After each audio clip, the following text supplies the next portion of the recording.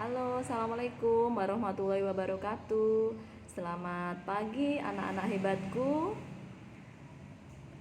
Mulai hari ini dan pertemuan ke depan kita sudah mempelajari di bab kedua.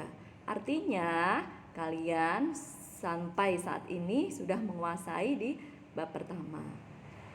Untuk itu kali ini saya akan mencoba untuk membuat video pembelajaran. Mudah-mudahan kalian bisa memahami dan menerimanya. Untuk bab 2 ini kita akan mempelajari tentang perlindungan dan penegakan hukum di Indonesia. Adapun tujuan untuk pembelajaran bab kedua ini, kalian diharapkan yang pertama satu, bisa mengidentifikasi konsep perlindungan dan penegakan hukum. Dua, mengidentifikasikan pentingnya perlindungan dan penegakan hukum. Tiga, mengidentifikasi dampak tidak ada perlindungan dan penegakan hukum di Indonesia. Kemudian yang keempat, kalian bisa menyaji hasil identifikasi hakikat perlindungan dan penegakan hukum. Sebagai awal pembelajaran bab 2 ini, kalian coba amatilah gambar tersebut.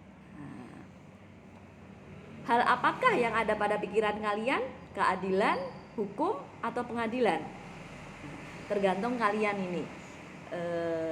Ini merupakan gambar dari proses perlindungan dan penegakan hukum. Kedua hal tersebut sangat erat kaitannya untuk penegakan hukum di Indonesia. Karena negara kita adalah negara hukum. Segala sesuatu harus berdasarkan dengan hukum. Selain itu, perlindungan dan penegakan hukum ini merupakan faktor utama untuk mewujudkan keadilan dan perdamaian. Lanjut. Nah, coba kalian bayangkan jika seandainya dalam keluarga kalian tidak ada aturan atau dalam lingkungan sekolah kalian bebas, misalnya saja kalau sekolah sudah masuk ya, kalian bebas untuk memakai baju apa yang kalian sukai. Nah, atau dalam lingkungan masyarakat tidak ada norma-norma yang berlaku, atau bahkan dalam lingkungan negara, orang yang mencuri, orang yang membunuh itu tidak mendapatkan sanksi hukum. Nah, pasti kalian bisa membayangkan bahwa keadaan akan carut marut. Nah, seperti hukum rimba, siapa yang kuat maka dia akan berkuasa. Nah, untuk hakikat perlindungan dan penegakan hukum ini, untuk perlindungan hukum dilakukan dalam rangka mencegah terjadinya pelanggaran hukum. Kalau penegakan hukum ini untuk menciptakan ketertiban dalam masyarakat yang dilakukan oleh aparat hukum. Nah, lanjut ke unsur perlindungan hukum. Untuk unsur perlindungan hukum ini ada 4.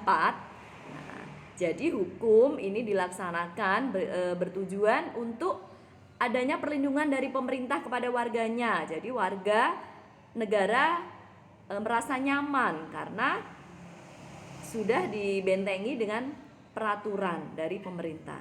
Terus yang kedua adanya jaminan kepastian hukum. Yang keempat berkaitan dengan hak-hak kewarganegaraan. Terus yang keempat adanya sanksi hukuman bagi pihak yang melanggarnya. Lanjut. Nah, kita ke pentingnya perlindungan dan penegakan hukum. Misalnya saja dalam tadi sudah saya katakan, kalau dalam suatu keluarga orang tua tidak akan menegur anaknya yang melakukan kesalahan. Bahkan kalau kesalahan itu fatal dibiarkan begitu saja. Atau dalam suatu lingkungan sekolah, seorang guru tahu kalau siswanya mencontek. Nah, atau bahkan datang terlambat, pakai baju juga tidak sesuai dengan tata tertib yang ada, dan itu dibiarkan begitu saja. Nah, apa yang akan terjadi? Mungkin kalian sebagai warga negara yang baik kalau melihat hal seperti itu merasa tidak nyaman. Nah, bahkan tidak adanya keadilan. Kalau misalnya ada siswa yang mencontek, kalian tahu kok guru kok tidak menegurnya ya, kok membiarkan begitu saja ya, padahal saya sudah belajar mati-matian hanya dapat nilai 60 misalnya, dan guru tersebut sudah tahu kalau anak tersebut mencontek, ternyata mendapatkan 90. Kalian merasakan ketidaknyamanan dan ketidakadilan. Untuk itu sangat penting adanya perlindungan dan penegakan hukum. Ada 3 ya, pentingnya perlindungan dan penegakan hukum. Yang pertama yaitu tegaknya supremasi hukum. Nah, bahwa hukum mempunyai kekuasaan mutlak dalam mengatur pergaulan manusia dalam berbagai macam kehidupan. Dengan kata lain, semua tindakan warga negara maupun pemerintah selalu berlandaskan pada hukum yang berlaku.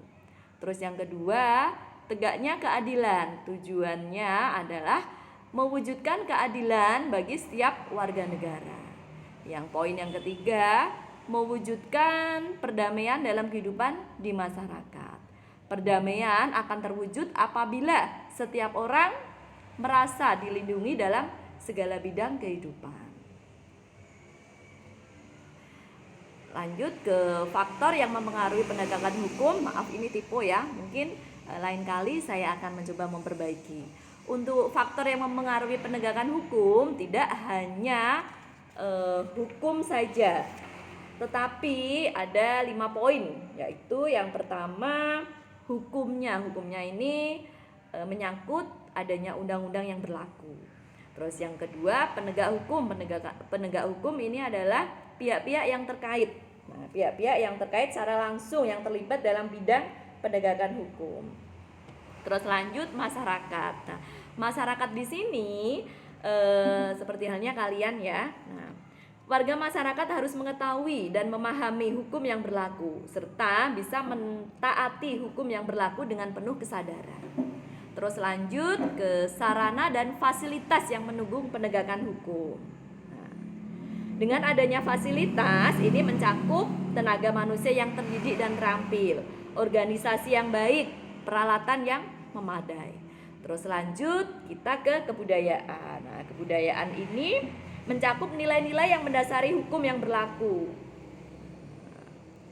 Nah, hal-hal di atas makin memperkuat keyakinan bahwa proses perlindungan dan penegakan hukum merupakan sesuatu yang penting dan mutlak yang harus dilaksanakan oleh setiap warga negara.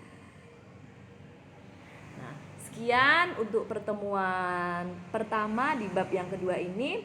Untuk pertemuan yang kedua kita akan melanjutkan di bab yang sama tetapi dengan subbab yang berbeda. Sekian dari saya, mudah-mudahan bisa dipahami. Saya Iris sekian. Assalamualaikum warahmatullahi wabarakatuh.